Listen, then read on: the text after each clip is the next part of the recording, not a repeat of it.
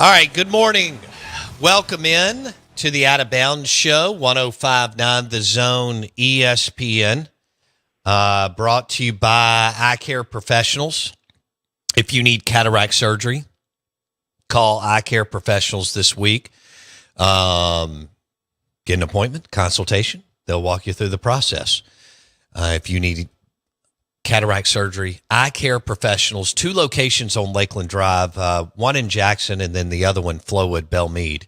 Eye Care Professionals, Dr. Kirk Jeffries, if you need cataract surgery. Of course, eye exams, you got kids that need to see the ball, soccer, softball, tennis, football, basketball. You need those checkups every year at least. Eye Care Professionals, Dr. Kirk Jeffries.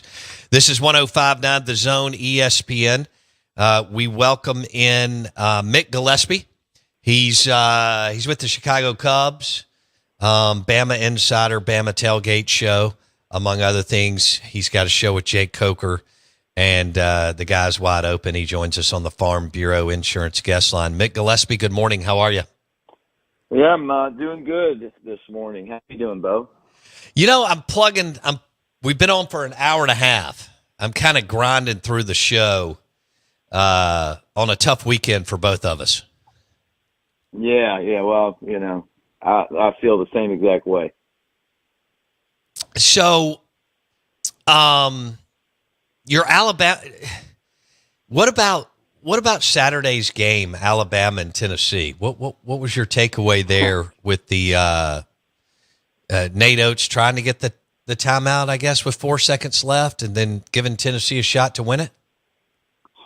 Yeah, we called that, well, I don't want to say the word on your air, so pooping to bed. It was kind of a terrible way to end that game. Bama had a 4-point lead with 30 seconds to go, and Oates didn't sub in the bigs on a free throw attempt that Tennessee missed, and they ended up getting the free throw and fouled, and then all of a sudden your 4-point lead's gone. And they had the ball with like 3 seconds left, and instead of getting and under the basket, and instead of getting a shot off, he's got a timeout. He could call a timeout. He didn't call one. They get a 5-second violation. Tennessee runs down the floor and hits a buzzer beater, and Alabama lost. I thought Alabama was the better team, but made too many mistakes. And they've lost 3 out of 4 games, and so you're kind of looking at it going, what direction are they going? Now, it's a tough conference. They got a bunch of hard games. They still play Florida this week, and then they play at Auburn. So, I mean, they could lose 5 out of 6 and still be a pretty good team, but the loss to Tennessee, and if they don't bounce back big, could be the difference between being a 1 seed and a 2 seed, maybe even a 3 seed. And we kind of had them penciled in as a 1 seed for most of the season. Right. What do you think? I mean, Nate Oates is a fantastic coach.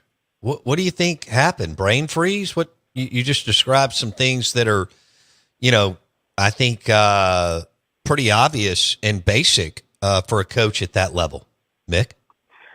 Yeah, look, I mean, he is a great coach, and I love the accountability that he took at the end of the game, to go out there and, hey, I should have done this, I should have done that.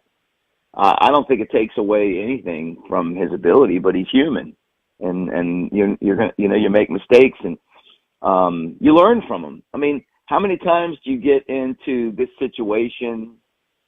What makes when we had Nick Saban, what made Saban? I mean, he had games where he probably made mistakes and went back and learned from them. I think Oates will be better for it. Right. And what's good for Alabama is it's not the tournament, So, I mean, can you imagine your season ending like that? You have the whole off season where you got to sit around and think about it, So it's at Tennessee. It's a tough game. I think of the teams that Alabama has played lately, they're probably the most beatable Tennessee, but I mean, the SEC's stacked right now. I mean, think like, hey, you don't really have a whole lot of time to worry about it because you got Florida coming in. They're a top 5 team. Right. That's right. And Bama smoked Mississippi State in game 2. And then you've lost those games. I mean, do you still feel like this is a national championship caliber team? You know what? I don't know. I mean, I think that they can be, but they miss too many free throws at Tennessee. You got to make your free throws. You got to make the buckets under the basket. They've got good big players. Clifford Amore, I love him. You know, and Grant Nelson plays like one of those big guys from Europe. Like, he can step back and shoot threes. He's filthy. Yeah, right. When he's playing well, and you saw him against State, like he played really well in that game. God. Then some, didn't yeah, he? But some games, then some games you turn around and he's not as good. Now, I mean, they have as much talent as anybody, but I don't know. They go back to the Ole Miss game where at home where they just didn't show up, and if you do that one time in the tournament, it's over. So they're going to have to get on a run like they did last year. I think that for them to win a national championship, I mean, they're going to have to kind of be in a bracket where things just kind of work out in their favor. But when I look at Auburn and compare them to us, I mean, Auburn's, they remind me of Connecticut from last year. I mean, they just look like the team that if you're going to beat them, you're going to have to, like when Florida beat them, they made every shot. It was like, it was just Florida's day. I was counting, it was like 8 to 9 shots that Florida made that you don't normally make, you know, but you just have those games where they fall. That's what it takes to beat Auburn. You know, for Alabama, I mean, I wasn't watching that Tennessee game on Saturday going, man, Tennessee really impresses me. It was more like, why does Bama look so bad? Why can't they take advantage of opportunities? How did they blow this big lead? You know, why are they under the basket not finishing shots, you know? And if you don't do those things, you know, you're not going to win a national championship in basketball. What Bruce Pearl has done, we knew he was good at UW, Wisconsin, and at Tennessee, and now at Auburn. But with the portal, and it's hard to stack, you know, depth. What he's done is truly remarkable, Mick. Yeah, and there's a lot of Tennessee fans that are still upset that they let him go.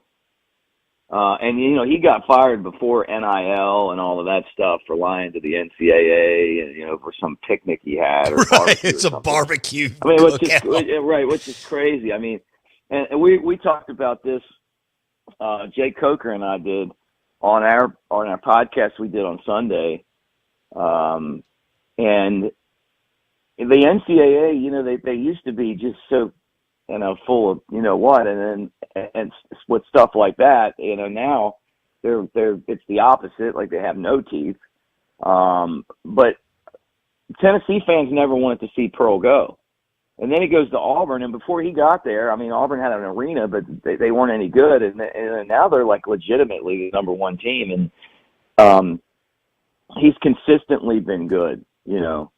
And the other thing that's crazy is and I can't believe I'm on here giving Auburn fans all this credit, but I mean, they travel for basketball. They're crazy. You know, I think that's pretty cool. Yeah, I think it's pretty cool, man. I grew up watching Maryland basketball, you know, before I went to college. And Maryland fans were like that. You know, they love the game and they bring a lot of enthusiasm. And fans make such a difference. You know, like you could translate that to Mississippi State baseball. You know, we've talked about it before, but you go to the game and you have a great time and people really care. And they bring a ton to the environment. Players want to play there. You know, so Auburn's kind of built that. You know, Alabama fans, if we talk about Bama basketball on our shows, nobody watches. It's just crazy to me. Yeah, so it still can't carry? Even with Oates going to the Final Four last year and y'all being a top 10 net rankings team this year, it can't? No. I mean, wow. We'll get – now, I'll say this. You know, you and I are getting together. We're going to do some March Madness shows. When March Madness happens, when the brackets come out, it's the exact opposite. Everybody's into it. It's like a switch goes off. Wow. You know, but I'm guessing, and I haven't looked at the numbers from our show from yesterday, but I'm guessing that the fact that Alabama blew that game to Tennessee and a lot of people were watching, that maybe, you know, I'm guessing that in its March that we're probably going to start to see an uptick a big uptick in views. But it's crazy. Like that. People were just they're. It's not that they don't like basketball, but Alabama fans are just they're just geared for football 365 days a year. First and foremost, it's like, hey man, it's pretty fun to have a basketball team. We played. Hell yeah! Both teams were number one. Both teams were number one. One in the AP, one of the coaches. How cool is that? Wow, Mick Gillispie on the Out of Bounds show, Bama insider, Bama tailgate show. Has worked with the Cubs for years. He and Jake Coker have a show, and they're great. They're hilarious. I look forward to having them on again and hanging out with Mick the 16th and the 17th up at Pearl River Resort, and probably more than that as the tournament unfolds. He joins us on the Farm Bureau Insurance guest line, and you're listening to 105.9 The Zone ESPN. How about that? You can't cut basketball. Ryan Fowler tells me the same thing. He's like, dude, they want to know about the third string tight end before they want to know about. I mean, he said we got Nate Oates with the most successful run, and I mean Wimp did well, and Godfrey had a year or two there, but with the most successful run, and Bama hit, and y'all are fun to watch. I mean, Sears and all, Youngblood only scored 2, and I think that was part of the problem too on Saturday. But that dude can go, but you can't. So give me some football top. I mean, Kalen DeBoer, who's going to be the next quarterback? I mean, I guess that is the sizzle right now on your show. One, it was a disappointing season, although I thought you framed it up well and had some perspective last month when you were in studio on just what DeBoer had to tackle. But is the sizzle this spring all about who's taking Jalen Milroe's place, Mick? Yeah, and practice starts today for Alabama. Wow. So there's been like a couple things. Is it going to be Ty Simpson, who is, for all intents and purposes, the heir apparent to that quarterback job? Is it going to be Austin Mack, who transferred from Washington with Coach DeBoer to Alabama? Or is it going to be Keelan Russell, who is the highest-rated recruit that Alabama's ever got? Now, think about that. Of all those recruits, all those 5-stars that Saban got, there was never one ranked higher than Russell. He was the Gatorade National Student Athlete of the Year and a quarterback out of Duncanville, Texas, that was starting quarterback for 3 years and won 2 state championships. I think he lost 2 games in 3 years. He comes in with, I don't think, a real chance to win the quarterback spot. But, yeah, it starts there. And then, we're trying to figure out who's going to replace Justice Haynes, who transferred to Michigan. It's really the backup, the number 2 running back. But, you know how it is. Bama's got some really good guys. Daniel Hill from Meridian, one of those guys in the mix. Yeah, y'all stole him from Mississippi State. That wasn't cool. Yeah. A.K. Deere. Another Mississippi guy who's a freshman, but we're curious to kind of see how that all breaks out too. And then, all right, so let's go through Ty. All right, so Ty Simpson, he's going on year 8. He's been one of the most patient players. His dad's a coach at UT Martin, went to Mississippi State. Ty Simpson has been. What is he going into right now? Redshirt junior year, Mick, something like that. Yeah. Yes. Okay. All right, so Ty Simpson was highly thought of and recruited out of Tennessee. Saban and the crew recruited him. And then Mick mentioned Austin Mack, transfer from Washington, which is where Kalen DeBoer and Grubb. Is it Grubb or Grubbs? I can't remember, Mick. Grubb. Grubb, okay. No. Grubb is back as the OC. He went to Seattle. He was at Bama for 10 minutes.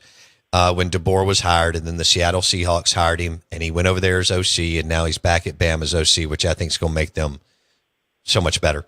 And then you said Keelan Russell. Did I say that right? Yeah, Keelan Russell. Yeah, true freshman. I just don't see that. I regardless of how good you are.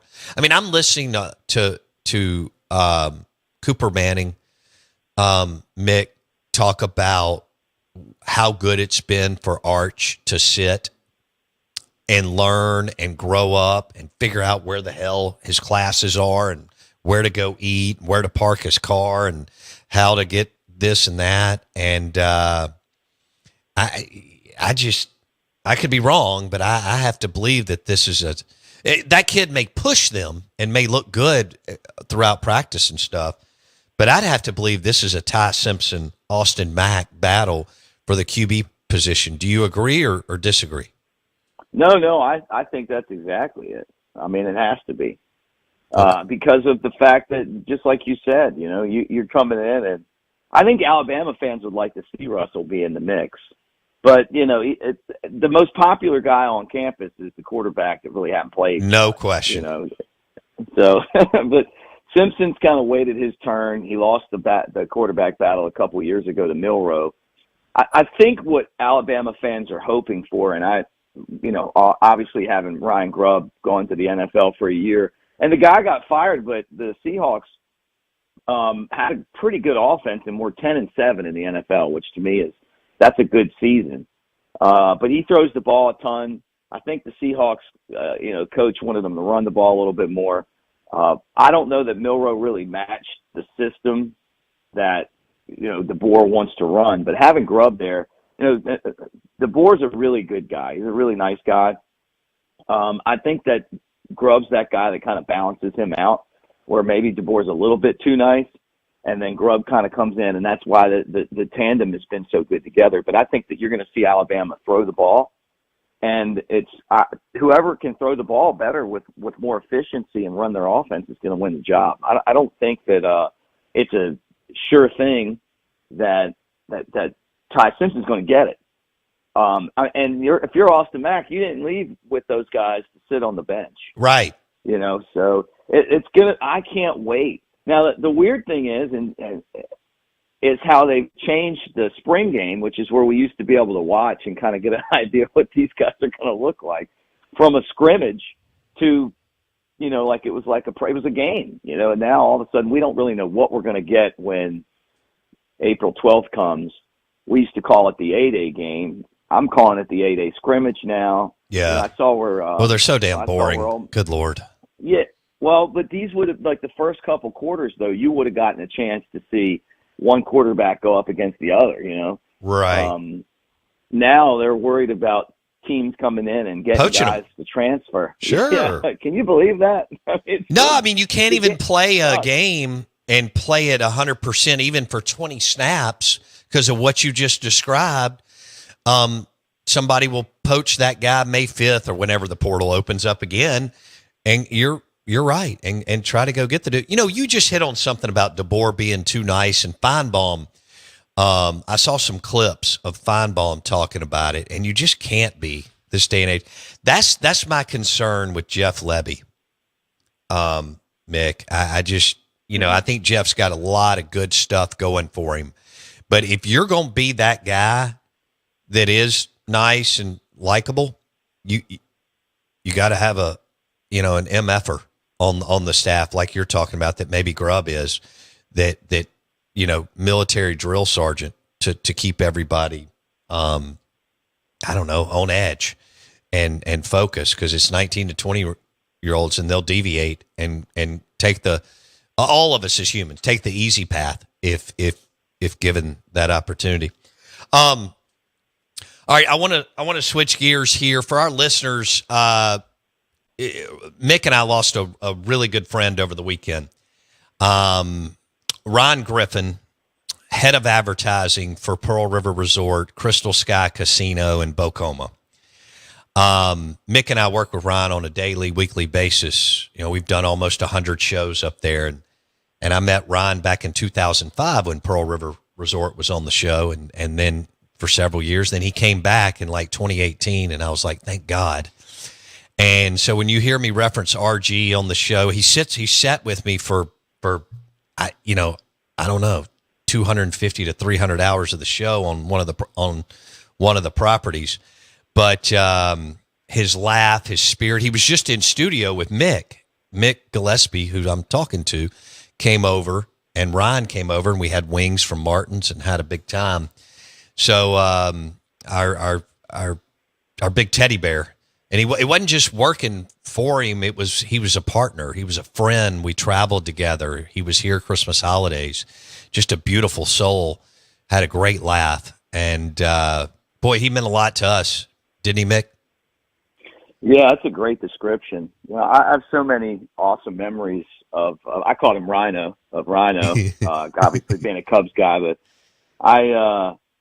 well, let me say this: the same thing that you do in Mississippi, I'm kind of similar in Alabama. And when I was on one of the radio stations, they pulled this trick that a lot of radio stations do, and they sold the show with me on there, and then got rid of me.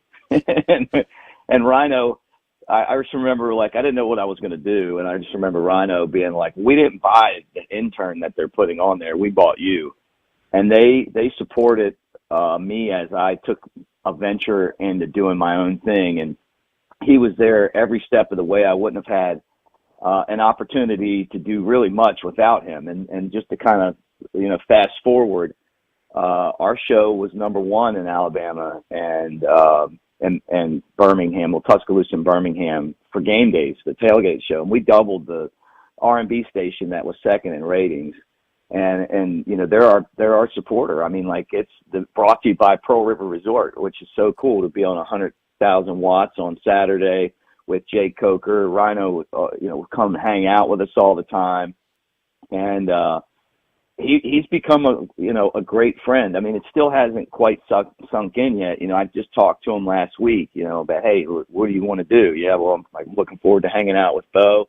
And then what about doing this? Yeah, let's do that. But a lot of the conversation was about stuff that had nothing to do with work. Right. I worry about his family, his two boys he was so proud of, his girlfriend Kim, that's become a good friend of ours. He was a great guy, and is a great guy. And my heart's broken, man. I can't even honestly believe that he's not here anymore. Just a beautiful soul who was so good to all of us. Amen. Golly. Hey, thanks for helping me out today. Hey, anytime, brother. Anytime at all. I can't wait to get together with you at Pearl River soon, too. I will see you March 16th.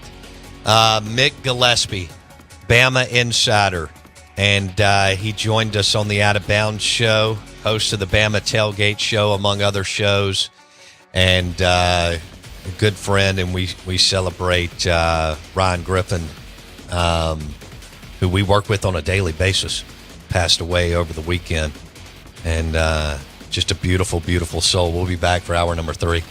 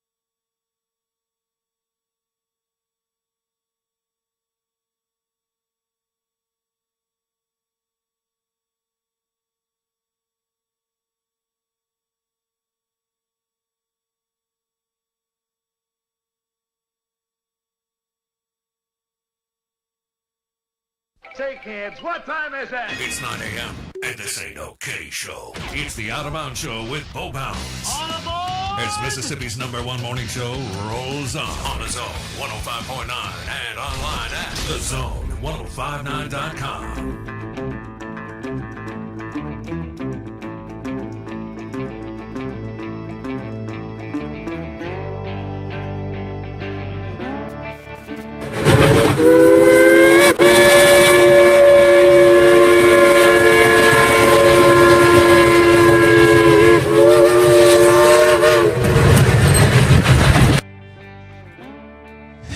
Did that scare you a little bit?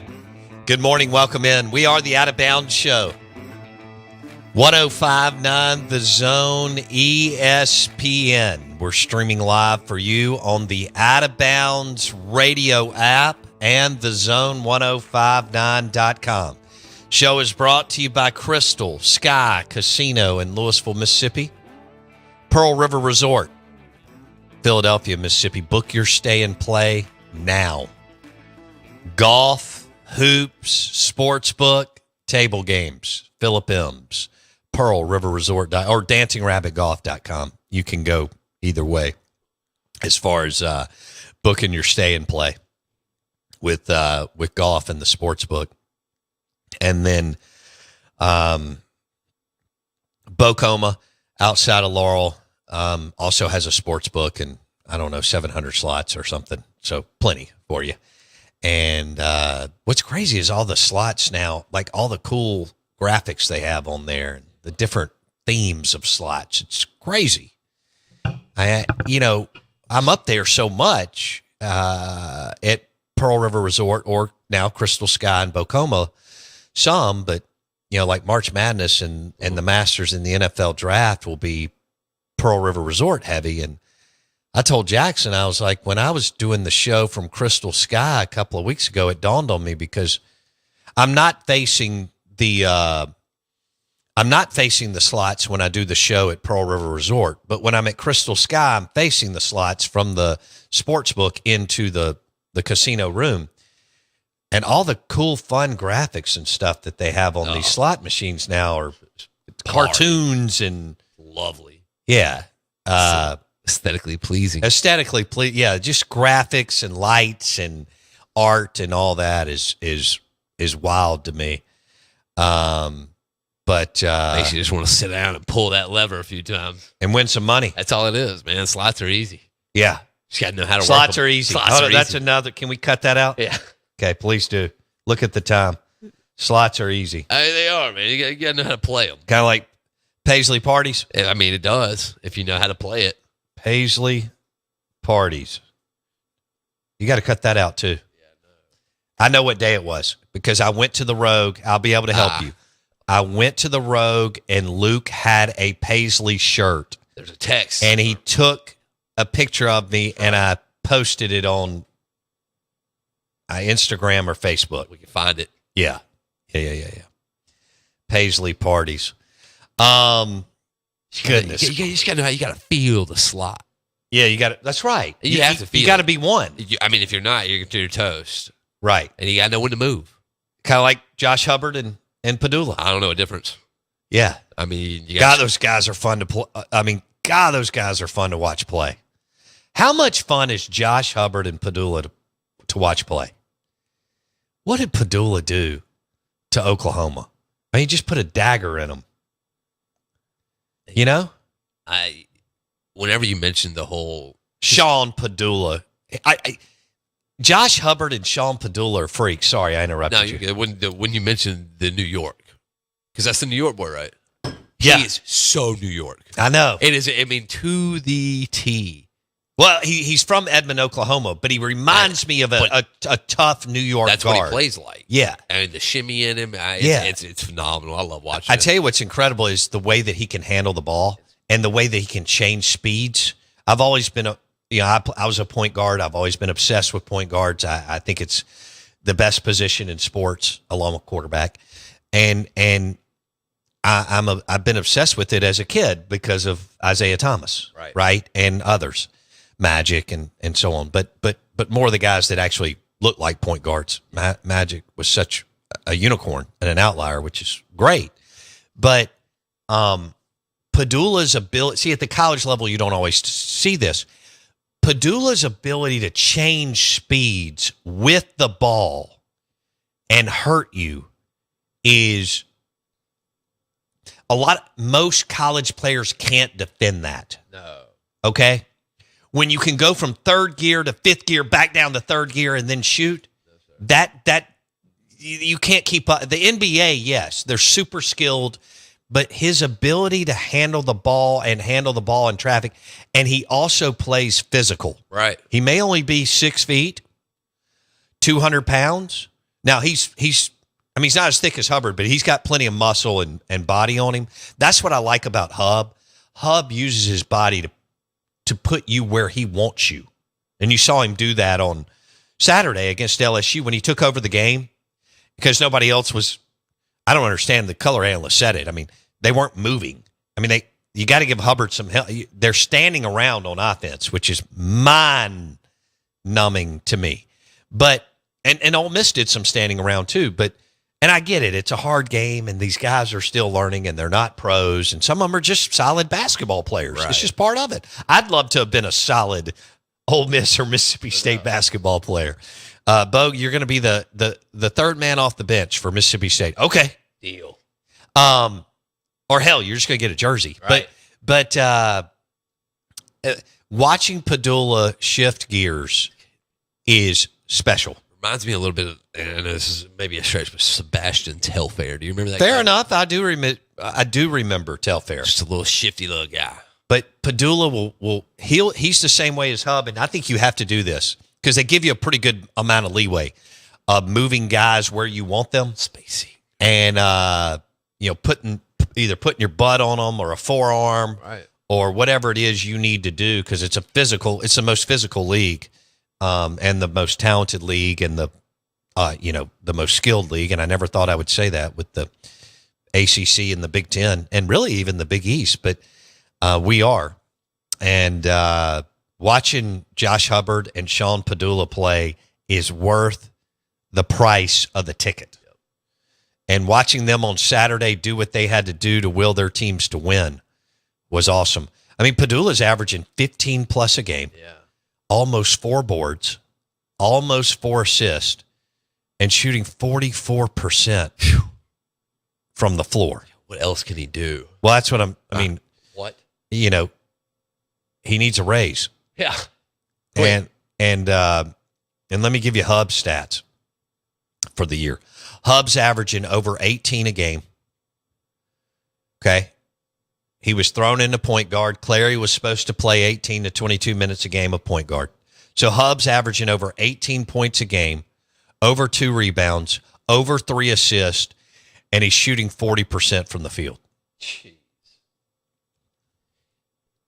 And Padula's got a little more help at point guard. Hub has had to take the whole thing.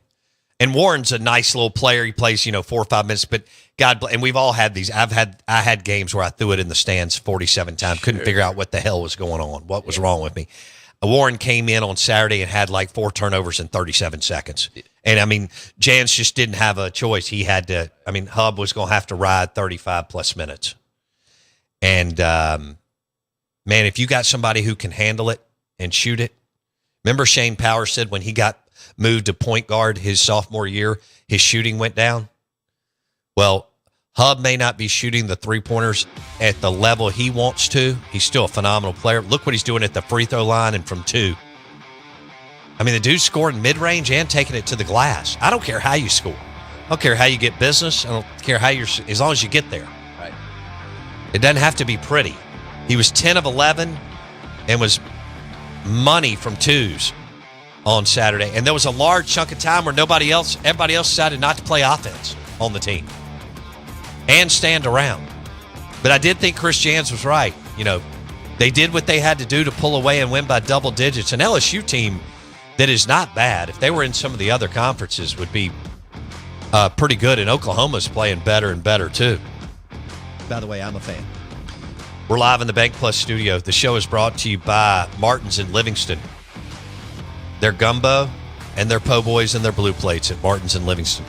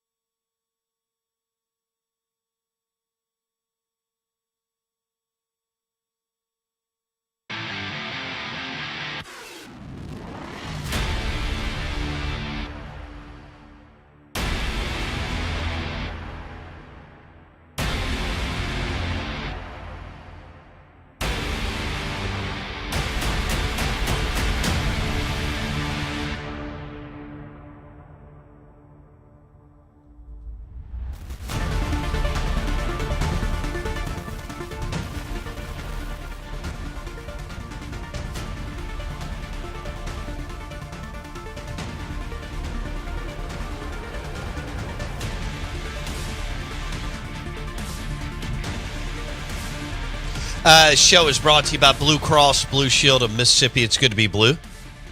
The official healthcare provider of the Out of Bounds Show, Blue Cross Blue Shield of Mississippi.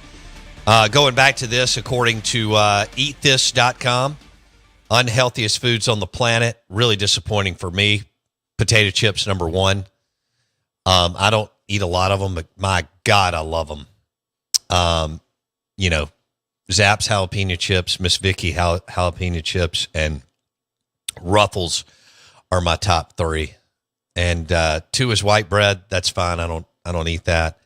I guess I do if I have like a po' boy,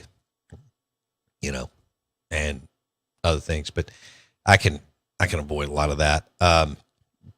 3 is processed meats. Try to avoid that. 4 is French fries. I love fries. Now, Wendy and I do them in the oven, so not as bad as all that oil that they have at the fast food drive-in.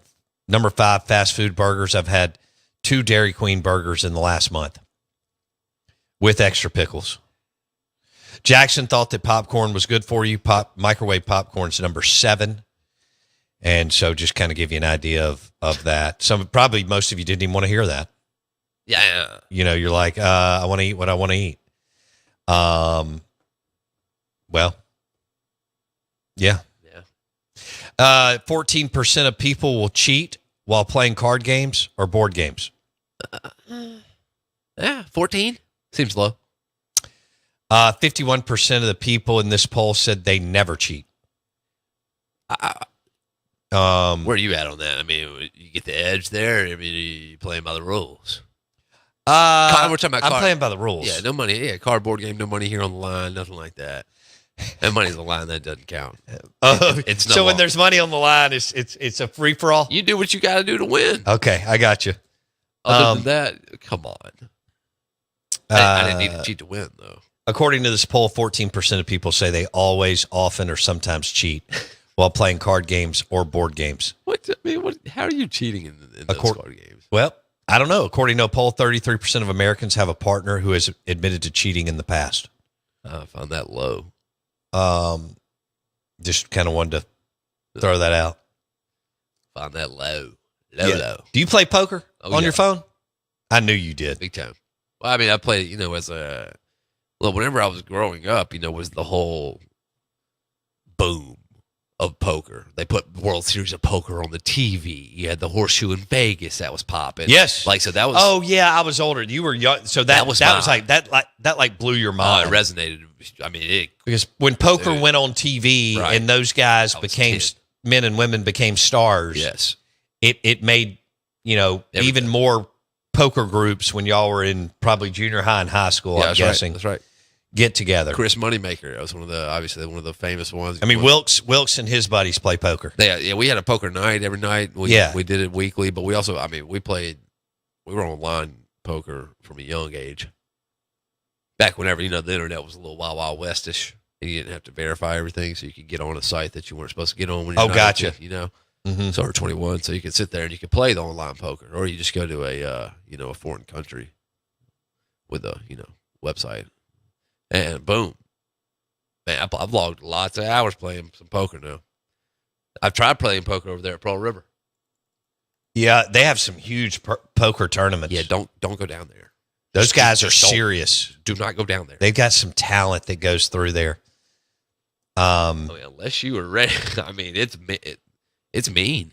Those guys are mean, and they'll bully you right out of everything. Pretty impressive. Yeah. Well, and then they'll go bet on Major League Baseball exhibition games. Yeah.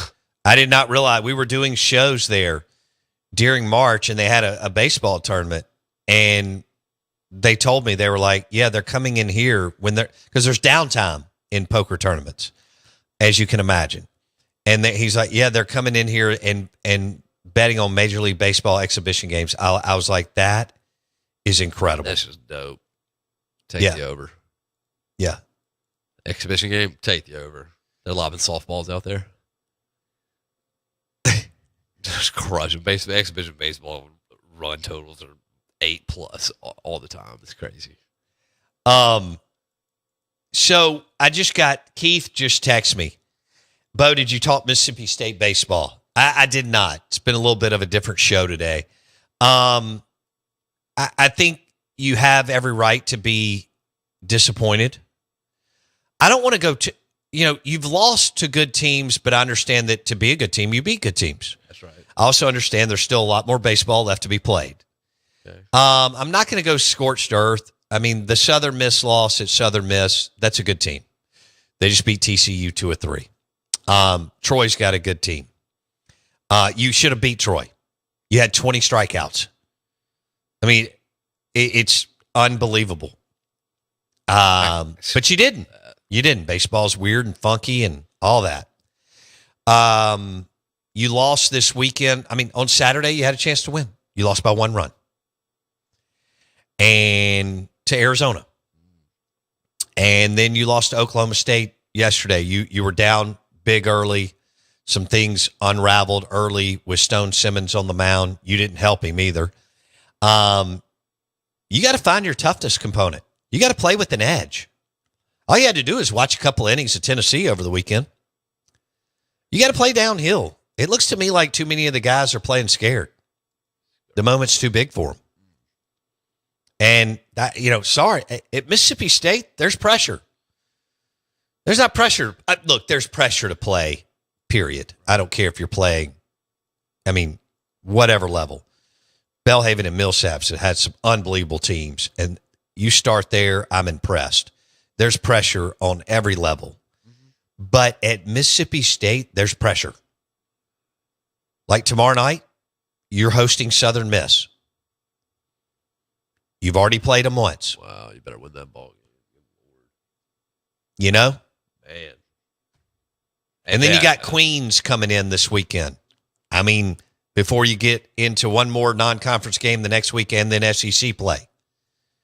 But at Mississippi, see, there are players who embrace it and feed off of it, like Raffy and Will. Sure. Brantley. Many others. Adam Frazier loved it. Oh, there's 10,000 people in the ballpark? There you go. Jake Mangum loved it. Tanner Allen loved it.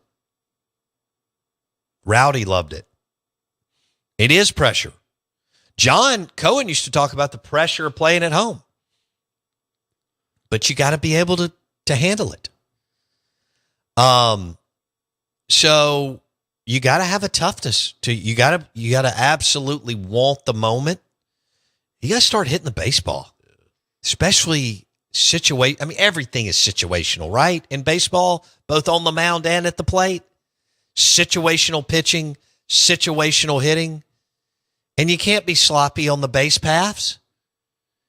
And, fielding doesn't matter until it does. But it is about raking at the plate, situational hitting especially, and getting people out on the mound, either making them miss or making them hit ground balls or fly balls in the park. But it is disappointing. I know that they're disappointed, as they should be. And some of your talented players have to play. They know that. But, look, you've got time, but there's got to be a sense of urgency. And Southern Miss is coming in hoping they'll sweep you. Yeah. Hell, are you playing again out at the Braves ballpark? No way. 3 times? I always thought they only played, maybe I missed. Maybe they've been playing home and away. I know they've had 3-game series to start the year too. But anyway, Southern Miss wants to beat you. I'm telling you, your guys got to start embracing and wanting the moment. Easier said than done. Ed Werder, NFL, Dallas Cowboys Insider next.